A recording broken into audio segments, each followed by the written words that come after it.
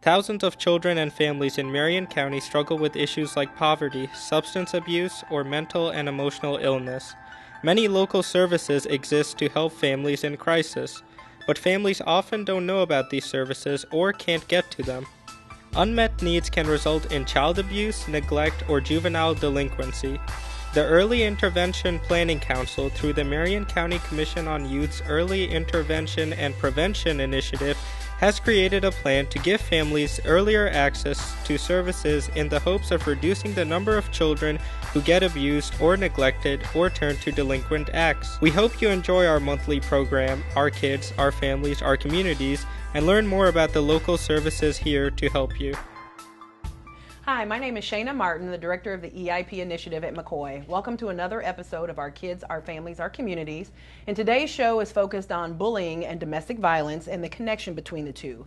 A lot of the issues that we talk about on this show are connected to a lot of other issues, and we've talked a little bit before about domestic violence. We've had a show focused on bullying, and really thought we'd kind of wrap around today and have some folks that could talk to us about the connection between the two and how it's sort of cyclical, and then also just violence generally speaking and how it manifests itself in families and then plays out in schools and in the community and all that stuff. So thank you for joining us. We have three guests here today. Karen Burton from ICADV, which is the Indiana Coalition Against Domestic Violence. And Tim Nation from Peace Learning Center, and Brandi Oliver from Butler University, but has done a lot of work around the issue of bullying. So I'm just going to give you guys an opportunity to sort of introduce yourself and tell us a little bit about your role and what your organization does. Sure.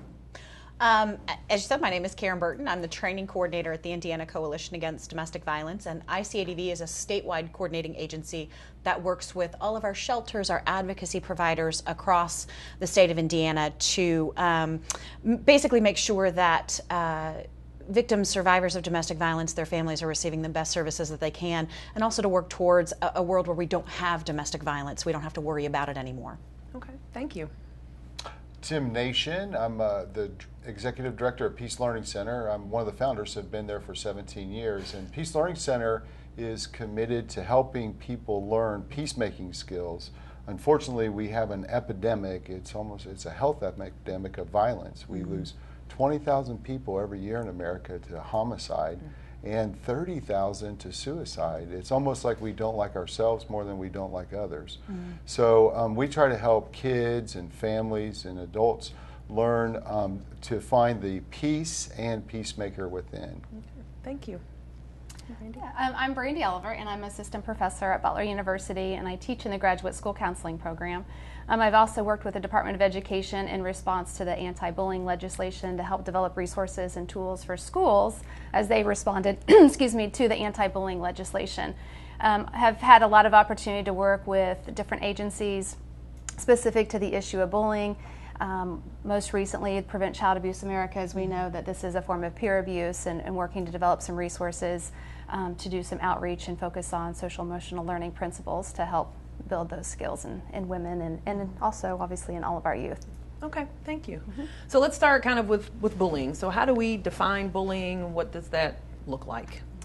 And I'll kind of jump out there. One of the big things with the anti-bullying legislation is we were trying to get a common definition because many schools and parents and institutions all were using different terminology, different definitions. And so the bill really recognizes kind of I call it a three-legged stool. So to be a bullying incident, there needs to be unwanted aggressive behavior, there's a power imbalance, and then repeated pattern of behavior. So if those three things are in place, then typically we would identify that as a bullying situation. Okay. You know, one of the things with bullying too that is interesting is that a lot of people have stereotypes about bullying. The stereotypical bully is maybe the kid that's a little larger than other kids, like the one that you see on TV that people have all these stereotypes is mean but is also socially awkward and doesn't get fit in some ways. And in some of the research, that's called the ineffective aggressor. When a bullying incident happens, a lot of times they're blamed for it and they're the first one that's looked at. But that actually only represents 25% of the bullying incidents that go on.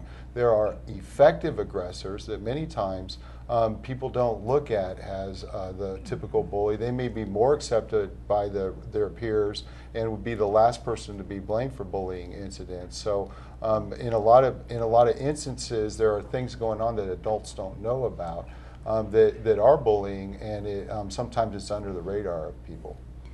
Yeah, I just want to jump in there. I think that on kind of following that note, oftentimes we think of it as physical, like we can see it happening, and it's this kind of the aggressor, maybe stature, and so much of it's done, that social relational piece, kind of the silent, the covert bullying.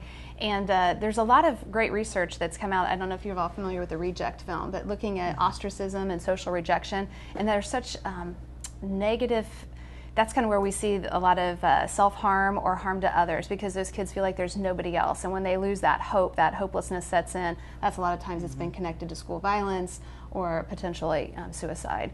So that's that hidden stuff, and I think that's harder for, we're telling teachers, look for this, here, listen for these things, and also watch for the nonverbal, watch for those kids socially excluding, and that's a hard thing sometimes to recognize.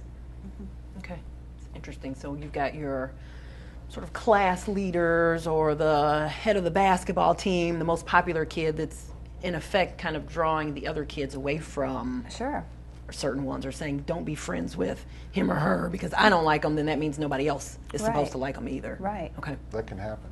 Yep. I think I remember some of those days.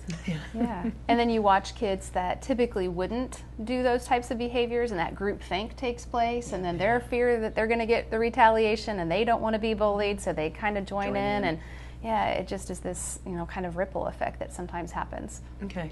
And statistically speaking, what percentage of kids are being bullied in schools? And I know that the legislation has set up for schools to start kind of tracking and measuring this. Where are we with that?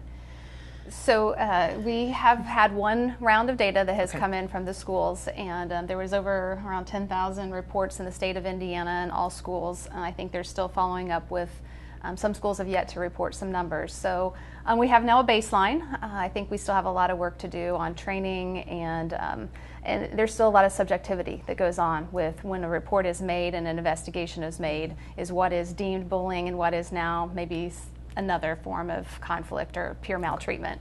So I think we still have a lot of work to do there. I'm not sure that every school is using the same identification and investigation measures. Karen, from a domestic violence standpoint, tell us a little bit about what is domestic violence. Well, I want to kind of follow up on what Brandi mentioned. Brandi, in defining bullying, talked about a pattern of behavior and a power imbalance. And that's exactly what domestic violence is. It's a power imbalance, a pattern of behavior of using power and control against your intimate partner. And that's where you see that link where we identify potential perpetrators of domestic violence. You can start to see those behaviors taking root and really developing as young as 10, 11, 12, 13, and those are the children that we kind of look at and say, there's the possibility that unless that behavior is checked very early on, that person could grow up to use that power imbalance, because if it's reinforced, it works, I get what I want, then it turns into how else can I use that power, how else can I hold on to that control.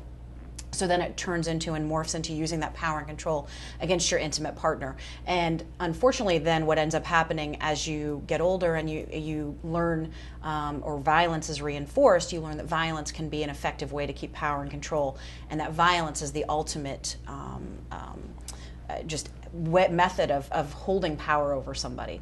Okay. So you guys have kind of started to talk about bullying and domestic violence and how it all goes in one. So talk a little bit more about that. What research is out there? Are people looking at this and better understanding that, kids that are in homes where they're witnessing or experiencing domestic violence then translates into them being aggressive, that translates into them becoming the aggressor as adults.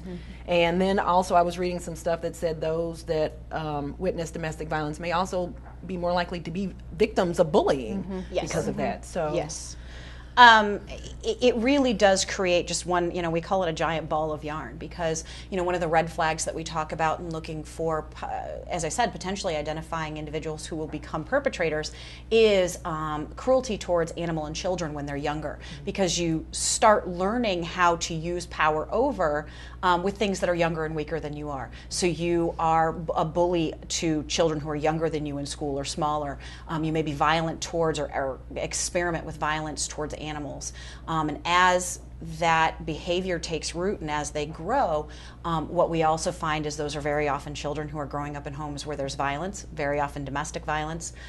You grow up learning how to be in a relationship with other people by watching the relationships that are around you. So if you grow up in a home where, if it's mom and dad, grandma and grandpa, whatever that relationship may be, and that relationship that you see as what's normal is full of power, control, violence, I get my way by being violent and being controlling, then that's what you learn is normal. And that's why we see that generational cycle of domestic violence, because if I grow up and that's what's normal to me, that's what I look for in my relationship. So that's either how I conduct myself in my relationship, or when you're talking about individuals who grow up to become victims, to become survivors of domestic violence, you normalize that behavior. That's what it should feel like to be in an intimate relationship. My partner should control me, should be jealous, should yell and scream, should call me names, because that's love. And what ends up happening is, you end up expecting that, and when you don't get that, that's not love to you. We always tell advocates, and we try to train law enforcement, check your version of normal at the door, because when you grow up in a violent home, what you learn as normal is very, very different from what we know as healthy. I think it's important to talk about violence in the home through the lens of domestic violence, but also through the lens of discipline. Of course, we've heard in the news recently about using switches or corporal punishment on children. And what we know from the research is when adults hit children, that teaches children that adults are unpredictable, can be mean, and are not trustworthy. And so rather than bringing adults and kids closer, it actually pulls them apart. And using violence to discipline kids takes potential away. Unfortunately, it can build walls between parents and kids rather than helping to correct behavior. We really have to take a look at what we do in our home to discipline children, but also how we teach principles and values, and also what we do to enforce those. And there are many methods that don't involve violence, but the other part about it is too, I'm afraid that when I go into some schools and I see in some home lights, we're using military-style discipline on our children rather than the kind of discipline they need to be nurtured and to grow. We really need to check ourselves.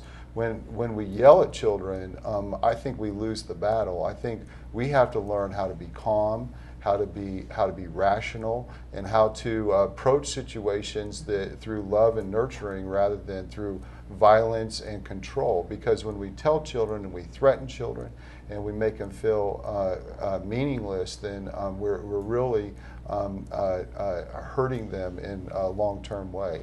And then they're learning that that's what they should do in the relationships that they have. So That's true. If I want somebody at school, one of my peers, to do what I want them to do, or to share a toy, I'm going to yell or I'm going to hit. Right. Because if it's okay that it happens to me, then it should be okay for me to then do that to someone else. Right. And we really do see that along the continuum of development. If I, as a parent, model for my child inequality, how can I expect my child to learn to value equality and partnership?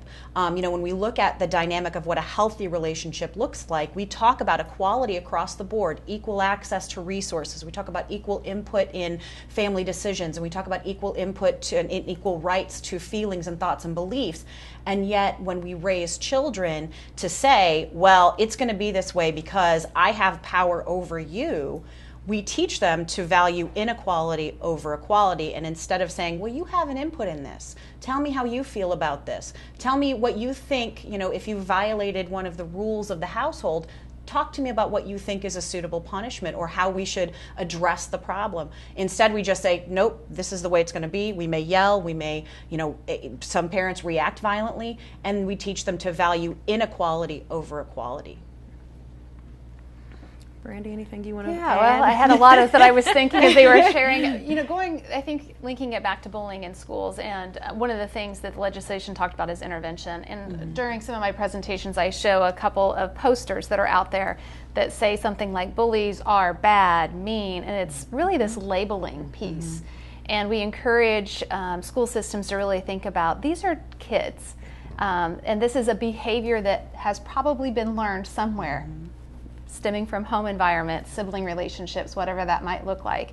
And if we just, punish them in this punitive manner that, Tim was describing, we take them out of school, we suspend them, we send them back to that same environment, we're never giving them the opportunity to learn pro-social behaviors and appropriate ways to interact with their peers or with their teachers or, whatever situation that they were being punished for. And so I think that's a really important piece, and we don't have enough resources I think in our schools to be able to do that. It's more, this is a troubled kid, we're going to get him out of the environment, and again, there's no opportunity to learn appropriate behaviors. So that's something with the whole discipline piece that really needs to be looked at. I'm a huge fan, an advocate for restorative practice.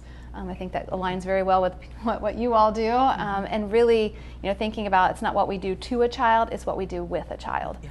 Yeah, and I agree. I think a lot of what we do tends to focus on criminalizing everything. Like we want to, the bully is bad and has to be locked up or sent away, when the reality is kids don't wake up one day and just start acting like this. Right. It's taken time. It's because they've seen it, they've observed it. I was in a seminar once where a police officer was doing some bullying information and presentation to parents, and he said, well, if you're yelling at home, if you're fighting at home, if you're arguing at home, don't be surprised when your kids go to school and do that, and then want to discipline them for behaving the way they see you behave. Right. And some of the parents were just kind of like, whoa, but he really just put it right out there for them, and that's the reality. And I think we do get to be too punitive, and we don't have enough resources to support the kids and take the time to say what's really going on with you and what's happening. Yeah, I think the schools have the opportunity to do some amazing things to help turn this trend around. And I talked to a social worker who recently retired, and he said, the problem that we had was we did great work around conflict resolution and social emotional learning in certain grades, but we didn't have a consistent grade by grade effort to help with that. Now, the research shows that you're stuck with your IQ. You can't change your IQ much, but your non-cognitive, your social and emotional learning skills, your ability to solve conflicts, get along with other people, to have a positive, hopeful outlook, those are all moldable, and those all can be worked on. And we need to start working in preschool and kindergarten with these kind of skills. Imagine when Johnny and Michael get in a fight over a truck, the teacher, instead of telling Johnny and Michael how it's going to be, says, hey class, Johnny and Michael have a problem. It's fun to do problem solving. Let's give them suggestions and let's work on this topic. And so let's hear from Johnny and Michael and hear what their point of view is and help them solve this problem. We can look at problem solving as opportunities. Unfortunately, a lot of times with conflicts, we end up not addressing them, and a lot of times that leaves us in violent situations. But in a school environment around bullying, what we found is the most effective is what is called social norming. And what social norming does is we go into an assembly or a classroom and we do a poll on that's a real-time poll. We give kids clickers and they can say yes or no to these questions. For example, a question, do you believe it's wrong to hurt another child physically or verbally? About 95% of kids will say, yes, I believe that's wrong. But then when you ask, do your friends believe that's wrong, about 25 to 50% think their friends think it's okay. But the reality is almost every one of their friends think it's not okay. But since they believe that myth, they think you have to do those things to be cool or to be accepted. but when you can put the reality right in front of them that that everybody agrees this is wrong, and then you put it in posters and say 95% of the kids at this school say that it's wrong to hurt another kid physically or verbally, and let the kids know that this is what the norm of the school is, and because we know there are kids who do bullying activity, bullying, and there's targets of bullying, but then there's like 95% of kids are witnesses and they see what's going on. That's if we can change them and have them be against bullying and helping the targets and doing something about it, that's how we change the culture. And our work around domestic violence and prevention of domestic violence, and working specifically looking at teen dating relationships and how you learn how to be in an intimate relationship, follows that same ideal. And much of the evaluation that we've done through our Stand for Respect campaign and some of the other prevention efforts that ICADV is engaged in, we've seen the same thing in asking those questions, not necessarily about peer relationships, but then, okay, how does that translate into an intimate relationship? And it's the same exact result. I think and I know it's not appropriate to to tell my partner what to do or to call my partner names, but I think other people think it's okay. And what we've known kind of all along in terms of relational violence, whether it is a peer relationship or it's an intimate partner relationship, is that it's very often the attitude or the latitude as bystanders that we give that really reinforces. And so often, unfortunately, the onus is put on the victim, and we see this in bullying. Well, you shouldn't wear your hair like that. Just don't come to school dressed like that. And whatever the victim does is not going to change the behavior of the perpetrator. It's going to be what we as bystanders do. And that again crosses all of those boundaries, whether it's peer bullying or it's an intimate partner relationship. If I have intimate partners, if I see friends arguing in school and it's their boyfriend-girlfriend or boyfriend-boyfriend, girlfriend-girlfriend, they're in an intimate relationship and I see them arguing and I hear name calling, if I just walk away, then I'm accepting that. If I turn around and say, you know what? Dude, not cool. Don't say that to that person. You say you love that person, yet you're calling them this name. If I call them out on that behavior, I let them know it's not okay. If we call that behavior what it is and not necessarily aim that at the perpetrator or at the bully, but we call out the behavior for what it is, that's where we really truly start to make a difference. And give the kids those opportunities to learn that. Absolutely. I call that like the continuum of courage. So if you're here, what's kind of low risk, low courage, you definitely walk away, you don't engage, you don't laugh, all the way to that high courage where you're intervening. You're saying, hey, that's not cool, that's not acceptable, that's and identifying it, standing up to the perpetrator or the bullier. So it's teaching kids that, and I think in doing that, we need to teach emotional intelligence, empathy. That is a learnable trait. We need to get in there and have that a part of our classrooms.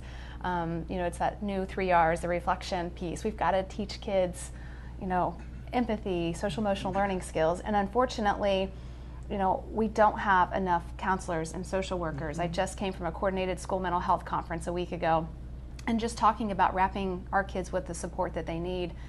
The mental health needs of our students are phenomenal. 1 in 5 of our kids have a diagnosable mental health disorder, and of those, about 80% are not being treated. And so we have them, from 7 to 4 or 7 to 3, whatever those hours are, and get the right people in the building to give them the support, teach them those skills, and reinforce that learning. And it has to be a part of our learning environments. Well, and I think also dovetailing on that, having those folks that are a team, because in a school environment, you may have, my son's high school, they have 4 counselors for about 1,200 kids, but those counselors are specifically focused on getting these kids into college, making sure they're passing their tests, making sure that they're meeting academic standards, which they have to be, but it doesn't leave a lot of time or a lot of availability to address those emotional and social needs. So having a team approach to working through all of those issues, and especially at those junior high and high school levels where those really start to really take more precedence over